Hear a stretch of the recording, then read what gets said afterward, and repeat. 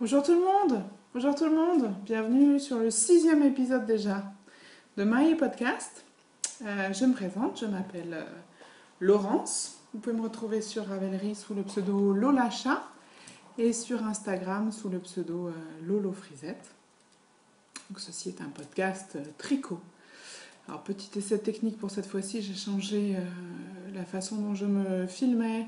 J'espère que la qualité d'image est meilleure, ce ne sera pas très difficile parce que vraiment c'était pas très bon et j'en suis désolée. J'espère aussi que le son sera un petit peu meilleur, en tout cas je vais faire un effort pour parler un petit peu plus fort. Voilà. Merci à vous qui revenez, si c'est la deuxième, troisième ou xème fois que vous revenez, merci beaucoup pour votre fidélité. Et si c'est la première fois, bienvenue. Bienvenue sur ce podcast. J'espère que ça vous plaira. N'hésitez pas à me faire part de vos commentaires sur YouTube ou sur le blog dont l'adresse est www.my-podcast.blogspot.fr. Petit point santé. Je suis toujours enceinte. Je ne vais pas me lever parce que la caméra n'est pas assez grande pour prendre tout mon ventre. Je suis toujours enceinte, je suis aujourd'hui à 2 semaines du terme, donc dans la dernière ligne droite, mais bon, ça fait un mois que je dis que je suis dans la dernière ligne droite, j'y suis toujours. Tout va très bien. Je n'ai pas réellement de signe annonciateur de quoi que ce soit. J'ai eu la très très bonne idée la semaine dernière de me casser la figure dans la rue, où je suis tombée. J'ai raté un trottoir. Fallait le faire, je l'ai fait. Ma chaussure a buté et je suis tombée sur les fesses. Mais comme m'avait dit ma fille il y a quelques mois, maman, tes fesses elles sont aussi grosses que ton ventre.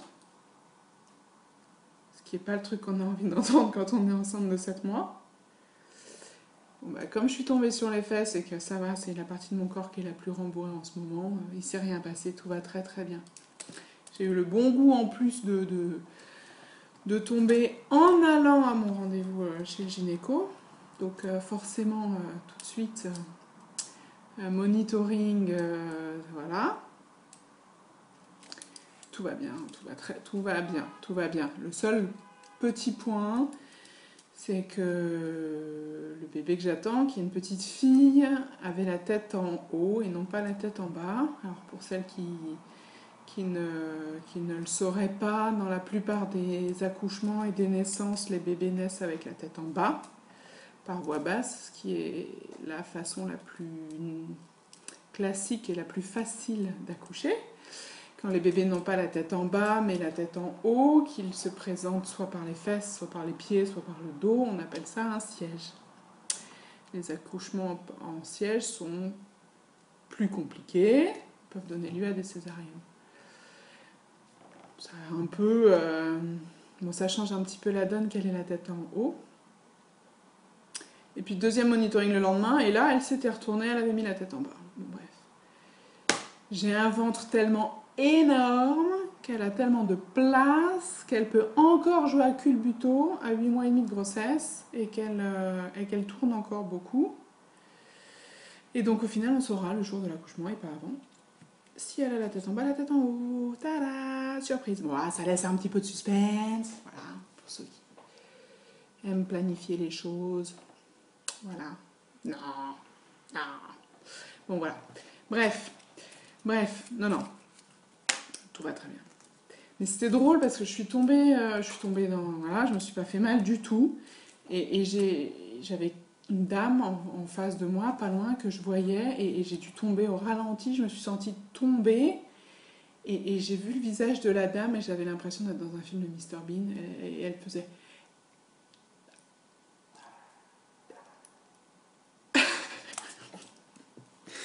Et là, j'ai compris qu'il se passait quelque chose. Mais bon, non, rien du tout, tout va très bien. Donc voilà, point santé, voilà. Je sais pas quand j'aurai l'occasion de repodcaster après ça. Podcast, justement, je voulais vous parler de 2 podcasts que j'ai regardés et qui m'ont plu ces dernières semaines. Folie ordinaire et Célia Zut. Alors, Folie ordinaire, vous la connaissez peut-être déjà parce qu'elle a pas mal de succès. Il s'agit de Mylène, qui revient d'un très très beau voyage aux États-Unis avec lequel elle nous a fait rêver sur Instagram, qui tricote extrêmement bien, qui fait des très jolies choses et qui donne très envie de faire des très jolies choses. Donc je vous invite vivement à aller la regarder et l'écouter. Son podcast s'appelle Folie ordinaire. Et le deuxième que j'ai vu, qui n'a que 2 épisodes pour l'instant, mais qui mériterait d'en avoir plus, petit message extrêmement subliminal, c'est celui de Célia Zut, que je trouve aussi très intéressant, qui elle aussi a des projets qui me plaisent beaucoup et qui donnent très envie de faire pareil. Donc voilà, Célia Zut. N'hésitez pas, très intéressant aussi. Ce sont 2 filles, mais comme... Voilà, au bout d'un moment, on se rend compte aussi de ce qu'on aime, de ce qu'on apprécie dans les podcasts. Des filles qui parlent, qui choisissent des projets qui me plaisent aussi. C'est-à-dire qu'on a à peu près les mêmes goûts, ou en tout cas des affinités de créateurs, de type de patron, de type de points, etc. Et qui savent en parler de façon sympa, intéressante, intelligente, qui donne envie, quoi. Enfin bon, bref, je m'y retrouve. C'est peut-être juste ça. Et il y en a plein d'autres, hein. Je ne peux pas tous les citer, puis comme il faut laisser de la matière pour les autres podcasts, il y en a pas mal d'autres. Il y a le petit panda, il y a Make Me Feel que j'aime bien aussi, le petit panda, vous la connaissez sans doute de vous-même, Make Me Feel que j'aime beaucoup aussi, et puis il y en a plein que j'oublie, je suis désolée si je vous oublie. Et si on parlait tricot? Ah ouais, tricot, parce que c'est quand même le but de ce podcast, hein. C'est un podcast tricot. Inspection des travaux finis, et ouais. 2 projets finis. Alors, 2 projets finis. Alors j'enregistre sur mon iPad, et alors le truc de ouf, c'est que la caméra elle est dans le bon sens. Alors, je ne sais pas si vous allez voir la différence, mais pour moi ça change tout. Projet fini, attention les yeux, le boulet ultime. Donc, c'est donc la dernière fois que je vous le montre. Donc la dernière fois que vous verrez ça dans votre vie, profitez-en. Voilà ce qu'il donne. Tada. Alors je mets de côté pour que vous le voyez bien. Voilà le motif de dentelle. Tout à fait révélé grâce au blocage. Le blocage c'est magique. Voilà. Donc c'est une étole, hein. Dans la vraie vie c'est une étole. Hop, un châle rectangulaire comme vous voulez. C'est sûr qu'étole ça fait plus chic. Voilà. Avec une bordure, voilà. Et c'est un point de coquillage. En islandais, il s'appelle le châle coquillage. Voilà. Donc il est passé de chiffon et serpillière ultime, genre version tampongex, à quelque chose qui ressemble à un châle. Il n'est pas très long, et pourtant j'ai mis quand même 4 écheveaux dedans. 4 écheveaux, bon. Voilà. Et il doit faire 1m20, quelque chose comme ça. Donc c'est un châle traditionnel islandais, d'un livre de châle traditionnel islandais, que j'ai acheté à Hélène Magnusson, tricoteuse d'Islande, si vous ne la connaissez pas, tricoteuse d'Islande. Donc j'ai acheté la traduction en français. Donc c'est un livre, donc c'est un patron qui n'existe qu'en livre. Voilà. C'est un patron de dentelle. Alors, pas le plus simple qui soit, parce que le motif est sur 23 mailles. Non, pas 23 mailles, une bonne trentaine de mailles. Ce qui n'est pas le plus facile à mémoriser. Et la dentelle se fait sur tous les rangs allés comme les rangs retour. Donc il n'y a pas de moment de répit. Voilà. Par contre, il est rectangulaire. Donc il n'y a pas d'augmentation et de diminution. Voilà, je l'ai tricoté avec le fil Love Story d'Hélène Magnusson, dont voici l'étiquette. Love Story. Ah, c'est à l'envers. Mon Dieu! Love Story d'Hélène Magnusson. 100% laine islandaise, fil dentelle artisanal fin, non blanchi, non traité, ça on l'avait remarqué. 25 grammes par écheveau, 160 mètres l'écheveau. Ouais, c'est peut-être pour ça que j'en ai mis 4 en fait. Hein. 160 mètres, c'est pas énorme. Voilà. Alors, que vous dire? J'en ai bavé pour le faire, mais si vous avez déjà regardé les épisodes précédents, vous le savez. J'ai commencé ce châle il y a sans doute plus de 2 ans. C'était mon premier projet dentelle et j'avais peut-être été un petit peu ambitieuse à l'époque. J'ai fait d'autres projets, d'autres morceaux de dentelle dans des châles avant et ça m'a sans doute aidé quand j'ai repris celui-là. Et à la fin, c'est là que le monde est mal fait, à la fin de celui-là, ça y est, j'avais le point en tête, j'enchaînais les rangs sans réfléchir, je pouvais regarder la télé avec. Limite, c'était sympa. Comme quoi, c'est le monde à l'envers. Par contre, il gratte à mort. Mais il gratte. Il a passé la nuit dans de l'après-shampoing. Et honnêtement, à même la peau, c'est compliqué. Surtout la peau du cou, c'est compliqué. Mais en faisant des essais caméra, j'ai trouvé comment j'allais le porter. Vous êtes prêtes? Je suis en grande forme aujourd'hui.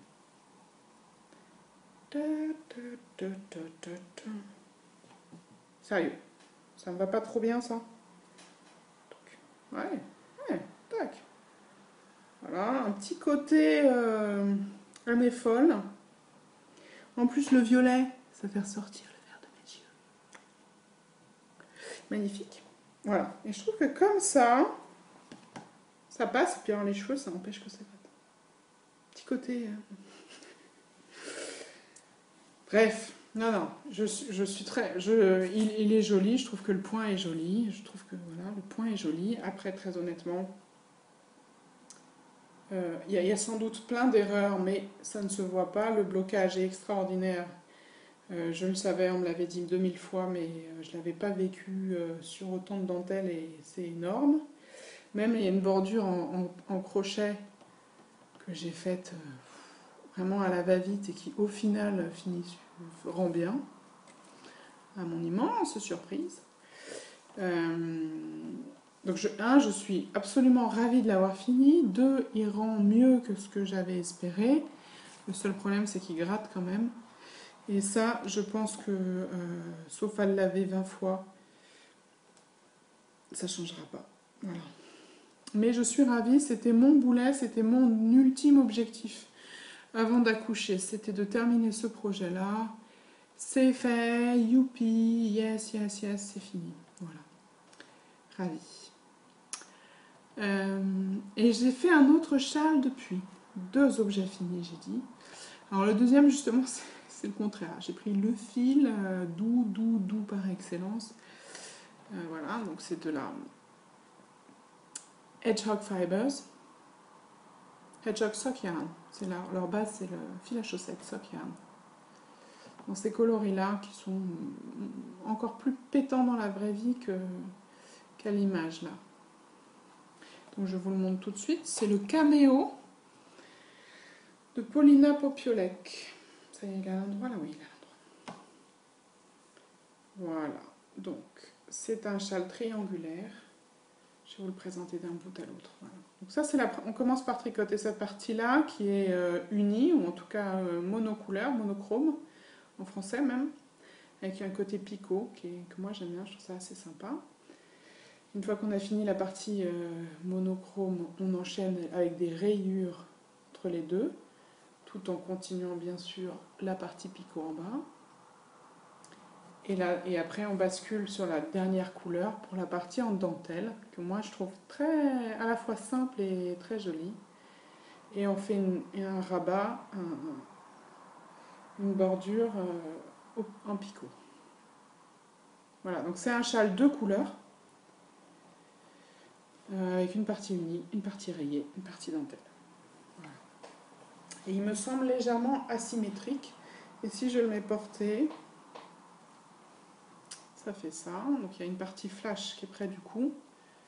Voilà. La partie la plus flash est près du cou. La partie rayée intermédiaire et la partie, la jolie partie en dentelle, hop, sur le devant et sur le bas. Voilà. Très sympa. Donc le Cameo de Paulina Popiolek, c'est un patron payant sur Ravelry.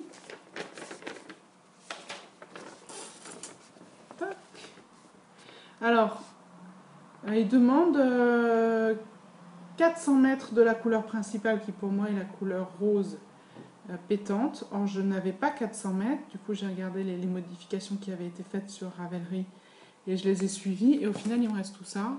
C'est typiquement le genre de truc qui m'énerve. Voilà. J'ai fait, je pensais avoir fait ce qu'il fallait pour maximiser mon fil. Et en fait, pas du tout. Il m'en reste plus que ce que j'aurais voulu. Donc, voilà. Donc, du coup, le mien, vous l'avez sans doute vu, il est moins grand que celui-là. Ce qui, honnêtement, ne me pose pas de problème parce que ça, je trouve que c'est un peu trop grand. Voilà. Donc, le fil, comme je vous disais, c'est du... Ah, mais c'est à l'envers, bien sûr. C'est du Hedgehog Fibers, Sock Yarn. Donc, Hedgehog Fibers, c'est irlandais. Et c'est leur base sock qui est 90% superwash merino, 10% nylon. Qui se lave en machine. Et oui, ça fait 350 mètres au lieu de 400. Alors, toc. Alors, les deux coloris, ça c'est Tulp. Et ça c'est Implode. Un espèce de gris extrêmement clair avec des pointes de marron dedans. Ce fil est extrêmement doux. Vraiment super doux. Le 90% mérinos, on le sent bien, c'est vraiment hyper agréable. Par contre, je ne suis pas hyper fan parce qu'il se dédouble beaucoup. C'est peut-être le soc, c'est peut-être la base soc qui fait ça, mais il se dédouble beaucoup. Et j'ai tricoté le châle avec des... Il se tricote en 3,75. 3,75, bien sûr, c'est la taille que tout le monde a dans ses aiguilles. Hein, voilà. Et donc moi, en 3,75, je n'ai que les Iaia Sharp. Et honnêtement, je n'ai pas arrêté de piquer dans le fil et de faire que le fil se dédouble. Et ça m'a agacée. J'ai été à 2 doigts de commander d'autres aiguilles, mais 20 fois pendant le projet. C'est-à-dire qu'il y a des moments où il faut faire pour toute la dentelle, là, il faut faire un jeté et 2 mailles ensemble. Et les 2 mailles ensemble, mais j'en ai fait 50% de plus parce qu'à chaque fois, le fil se dédoublait. Voilà. Donc, je suis pas une grosse fan des Iaia. J'ai un kit d'Iaia Sharp Small. Je suis pas fan du métal, moi, déjà, au départ. Je préfère le bois et de loin. C'est-à-dire qu'entre des Iaia... Pour les grosses pièces. Entre des Iaia et des Knit Pro symphoniques comme ça, je choisirais toujours celle-là. Mais ça, c'est moi. J'aime pas quand c'est trop pointu et je préfère le contact du bois au contact du métal qui fait du bruit. Voilà. Mais bon, les 3,75 n'existent pas dans ce kit-là et j'ai bien failli les acheter X fois, mais bon, acheter juste 2 aiguilles pour un projet, ça m'a freiné. Donc voilà, juste ce point, sinon c'est un projet que j'ai fait en 1 semaine qui va très vite, qui est très agréable et c'est un châle vraiment sympa. C'était intéressant pour moi parce que je suis clairement... Enfin, c'est toujours du rose et du gris, donc ce sont toujours mes couleurs préférées, mais ça... Ce rose qui pète avec du vert dedans, c'était un peu osé pour moi quand même. Hein. C'est pas tout à fait le genre de mélange que j'ose. Et donc c'était un peu un essai de sortir de ma zone de confort, des couleurs neutres, des couleurs un peu éteintes, un peu, je sais pas, tonales, pour aller vers quelque chose de plus vif, de plus osé. Et au final, après m'être posé beaucoup de questions, finalement, je suis plutôt satisfaite du résultat. Voire même, je pense que je vais beaucoup le porter, ce qui n'était pas une évidence au départ. Quand j'ai vu ce que faisaient les rayures et le rose, j'ai fait « Ouh, fracture de l'œil !» Et en fait, non, ça va. Ça va, ça va, ça va. Donc voilà, Caméo de Paulina Popiolek. Un chouette patron que je vous conseille. Avec 2 couleurs, c'est assez facile de jouer avec ça. Donc voilà. Ah, c'est bon, j'ai le temps qui s'affiche. Ok. Voilà pour les projets finis. Et 2 châles, c'est quand même pas mal. Hein. 2 châles, c'est pas tous les jours. On continue. Chantier. On ne s'arrête pas. On ne chôme pas. Sitôt terminé, sitôt commencé. J'ai enchaîné avec un cardigan pour ma fille aînée. Et je me régale. J'ai commencé hier soir. J'ai essayé de ne pas faire cogner les aiguilles par terre parce que ça fait sur la table, pardon, parce que ça fait du bruit. Peut-être que si je vous montrais d'abord le patron, vous verriez mieux de quoi il s'agit. Hein, c'est une idée. Donc le patron, c'est le colibri de Sandrine et compagnie. Tac, donc c'est un cardigan avec des emmanchures raglants, bicolores, avec un jeu de raies qui sont couleur de contraste, couleur principale, couleur de contraste et une plus grande bande de couleur principale. Voilà. Et ce que vous ne voyez pas, mais qui est très joli aussi. Voilà, c'est là, c'est qu'il y a un motif en dentelle sur les manches. Voilà. Et sur le bas du corps. Vous voyez ? Donc des jolis petits détails. Voilà, et je le fais. Voilà, donc j'aime beaucoup ce patron, j'aime beaucoup le jeu des couleurs. J'ai pris à peu près les mêmes couleurs que le patron. C'est beau, hein ? Moi j'adore. Gris et rose. Surprise! Gris et rose. Donc, le gris, c'est encore à l'envers. C'est du Blue Moon Fiber Arts. Donc ça, c'est la marque Blue Moon Fiber Arts. La base, c'est Socks That Rock. Socks That Rock. Lightweight. Parfois ils en parlent en disant STR. Il m'a fallu un moment avant de comprendre que c'était Socks That Rock. 100% super wash merino. Donc c'est pas tellement du chaussette quand même. Parce qu'il n'y a pas de nylon. 100% super wash merino. Donc ça c'est le gris coloris black.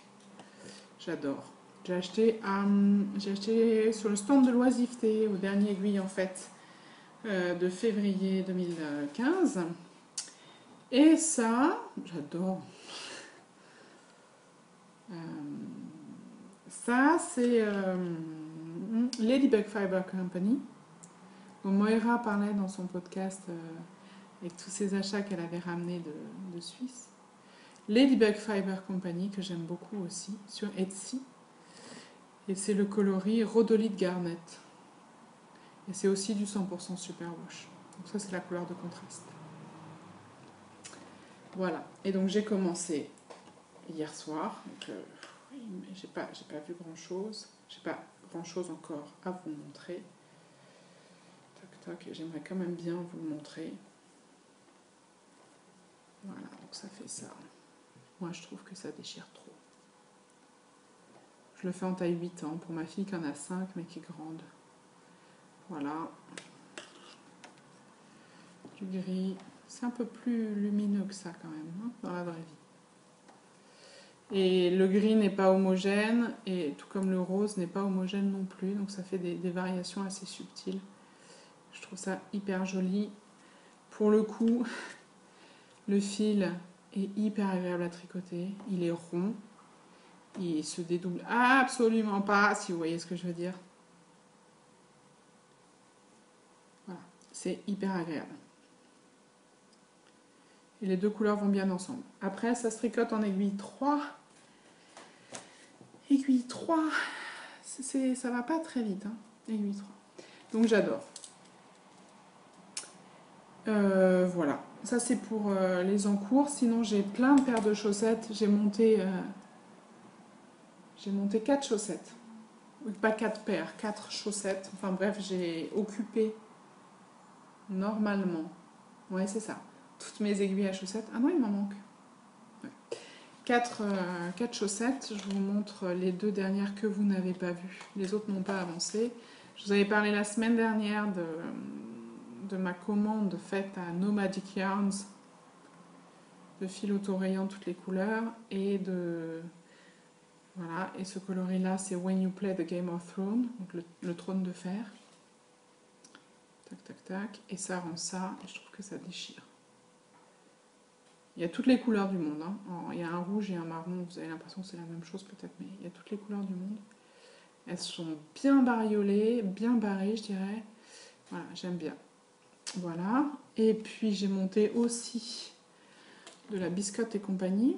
Alors, je crois que je sais pas si je vous en ai déjà parlé de Biscotte et compagnie, et pourtant c'est une des laines à chaussettes que j'ai le plus tricotée, le plus travaillée, et dont j'ai le plus de paires. Alors ça, c'est pas forcément ma couleur préférée, mais surtout allez voir sur son site, elle a des couleurs de ouf. Des couleurs de fou. Voilà. Elle a des fils autorayants très très très chouettes. Moi j'aime beaucoup Biscotte et compagnie. Voilà. Biscotte et compagnie. Pareil, c'est des patrons basiques que je fais à partir de l'orteil. Et je les ai montés, mais je ne les avance pas parce que c'est... Je sais, c'est un peu... Je suis un peu particulière. Pour moi, c'est du tricot plaisir, sans réflexion. Et je pense que j'en aurais besoin après la naissance, dans les premières semaines où le temps va être un peu chamboulé et où je n'aurai peut-être pas la capacité mentale à dédier à de la dentelle. Et donc des chaussettes qui avancent toutes seules et sur lesquelles j'ai pas besoin de réfléchir, j'ai juste besoin d'avancer. Ce sera du tricot, donc ce sera du plaisir, sans réflexion. Et donc j'ai monté 5 paires. Toutes mes... Ah oui, et puis j'ai aussi acheté 2 autres paires d'aiguilles. Donc potentiellement j'aurai 7 chaussettes sur les aiguilles. Je vous tiendrai au courant, bien entendu, de l'avancée de ces chaussettes. Donc juste pour revenir sur Biscotte, parce que bon, moi j'aime beaucoup ces fils.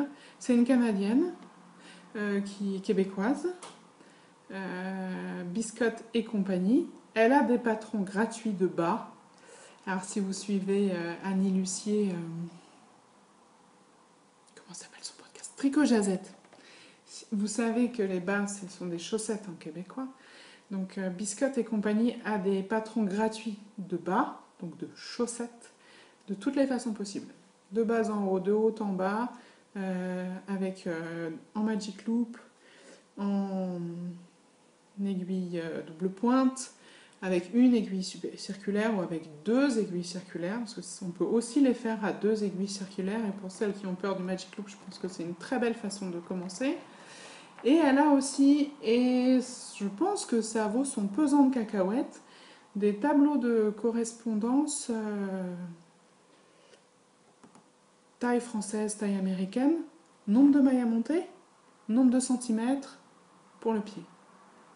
Pas mal ça, hein? Moi je trouvais que c'était pas mal.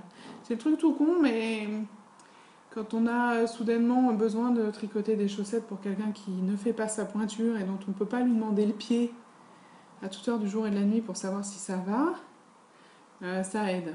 Voilà.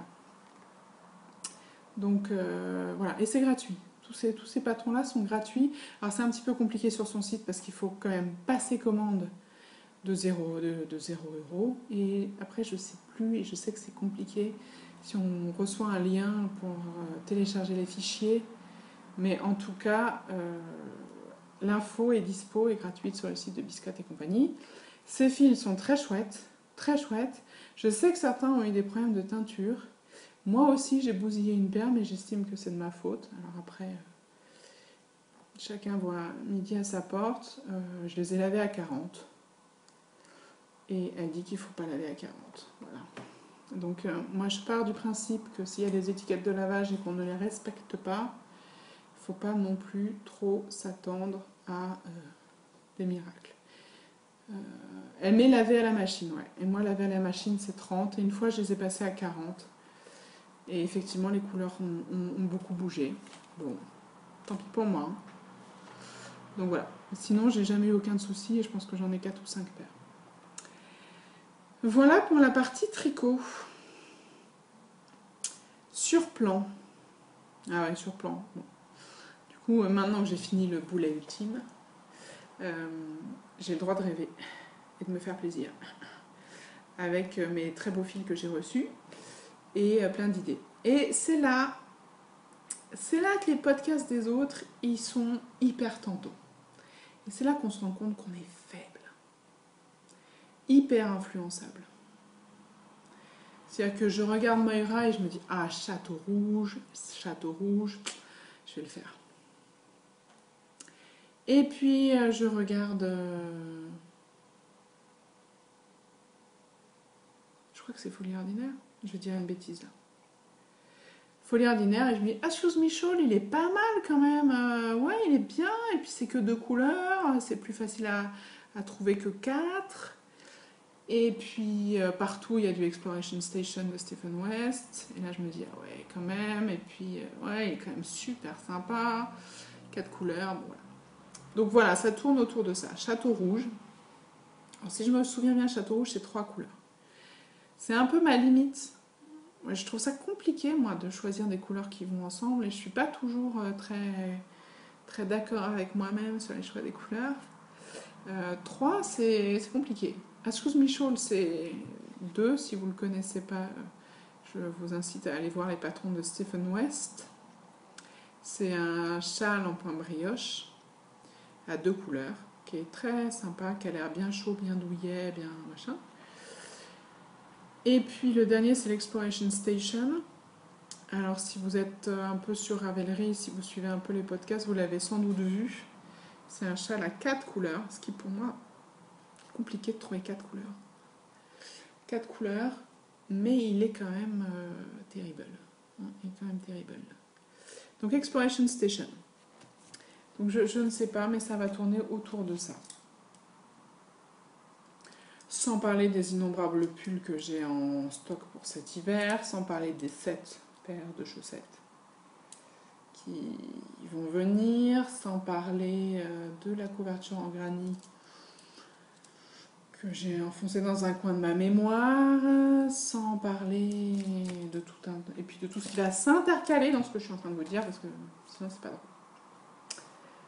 Donc ça c'était pour la partie tricot, et alors je termine avec la partie filage. Voilà le fruit de mon labeur.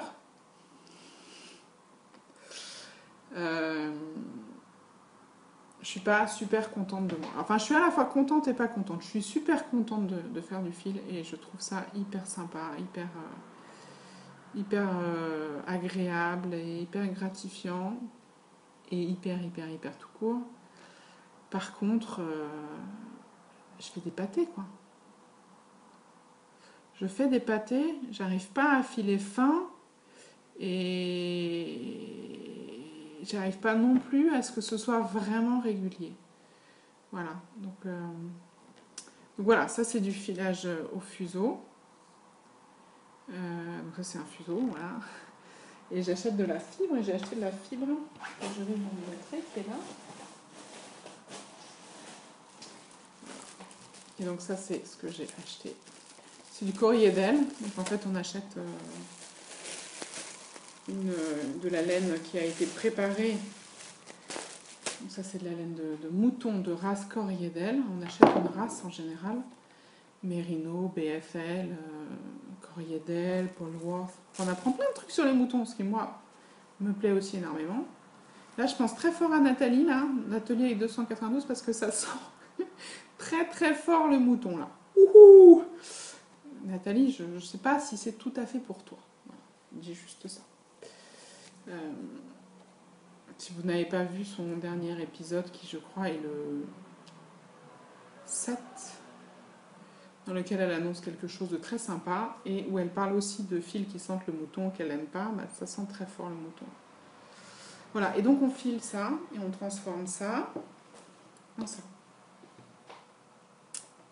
Voilà.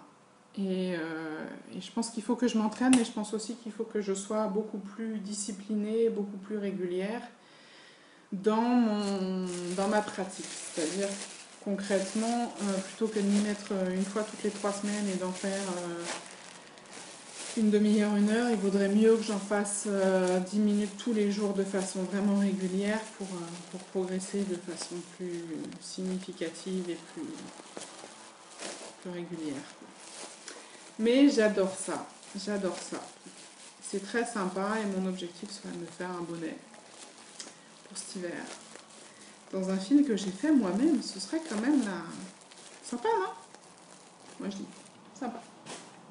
Donc voilà.